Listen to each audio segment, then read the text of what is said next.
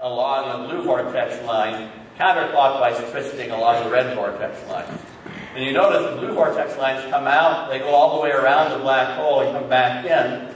The red come out, go around the black hole and come back in.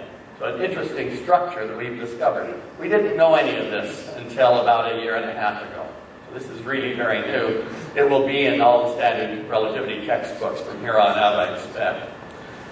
This is the structure of those vortex lines into a fast-spinning hole. But the most important thing is the regions where the vorticity is large, because that's where the action is.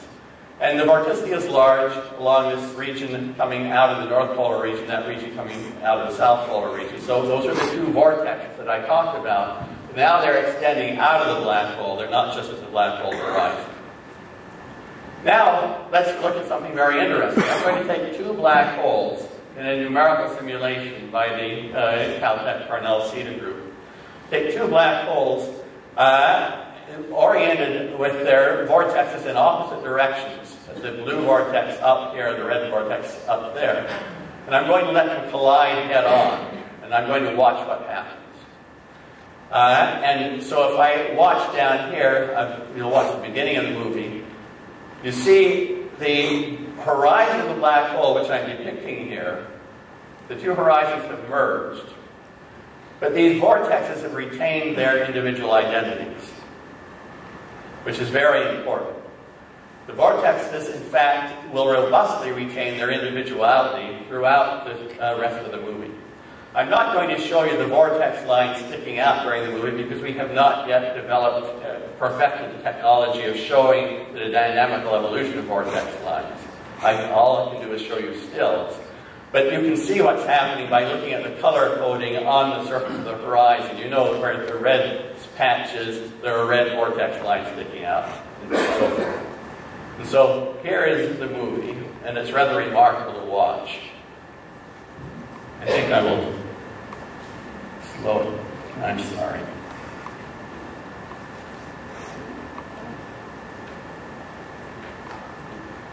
Okay, so I want to walk it through for a moment. So here we see that each black hole raises a tide on the other one. These are the horizons. Those tides are sort of sticking back into the screen at the moment because these two black holes are spinning. So they're raised back on the behind region. They merge. You have a single black hole now. And now watch, on the right you have a blue vortex on the right, upper right, and a red vortex on the upper left. Now watch what happens. The red vortex becomes blue, the blue vortex becomes red. It's really remarkable. Again, it's something we didn't know until about a year ago. You collide your black holes, these vortexes, which are a quiescent black hole, they just sit there quiescently sticking out of a black hole like me sticking my arms out of my body. But when they discover that they've got four vortexes on a black hole instead of two, that's an unnatural state. They feel each other. The adjacent vortexes feel each other. And as they're twisting in opposite directions, they interact and they exchange vorticity. So what was a red vortex becomes a blue vortex as they exchange vorticity back and forth. And so that's what you're seeing, is these oscillations in vorticity. And what happens outside is even more interesting. Here I have a picture at a moment when the red vortex is strong here and the blue vortex is strong there. What the vortex lines turn out to be doing is the blue vortex lines are now reaching from the blue patch to a blue patch on the back side, from the red patch to a red patch on the back side. But when the oscillation goes green, there's no more vorticity on the black hole, and so the vortex lines can no longer be sticking through the black hole. So what they do is they reattach onto themselves and form smoke ring-like structures that travel outward. So these vortex lines have created, some time ago, this structure with wound-up vortex lines. It's moving outward. The next oscillation, this structure is created. In just a moment, these vortex lines will come off and create an expanding vortex ring, twisting space. This is all warped space-time. This isn't matter. There's no matter involved at all. But these are real structures in the warping of space and time, the twisting of space, that you could readily, very strongly measure if you had instrument gyroscopes up there. Moreover, as these vortexes travel out through the Einstein equation of general relativity, they generate associated Tendex lines that are also on this torus. There is green Tendex lines, which are Tendex lines that stretch a person who might be there. And they are going around the small circle of the torus. And red Tendex lines that stretch the person. So you now have an expanding torus of wound-up vortex lines and Tendex lines. And they become gravitational waves by the time they reach Earth. I have pulled out the Tendex lines and vortex lines separately. Really, they're sitting on top of each other. The Tendex lines are stretching space and squeezing space in opposite directions. The vortex lines are twisting space. And that's the structure of a gravitational wave that arrives at Earth. The gravitational wave detectors that I've been involved in are designed to feel the Tendex lines and respond to them. But you can also design gravitational wave detectors that would feel the vortex lines and respond to them. But our technology is based on feeling the Tendex lines.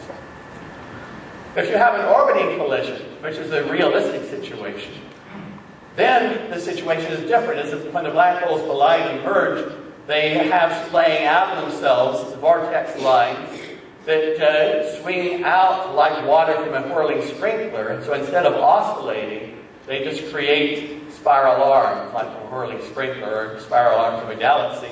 And those travel out and create and form gravitational waves. If it's bright enough, you see here the full vortex line structure. Red vortex lines coming out, blue vortex lines coming out here.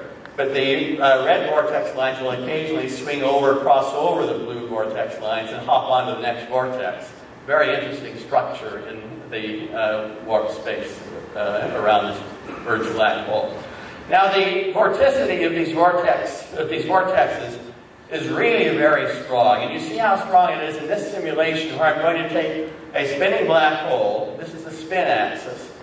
And a neutron star. The black hole is 3 times heavier than the neutron star, just a little bit bigger in radius.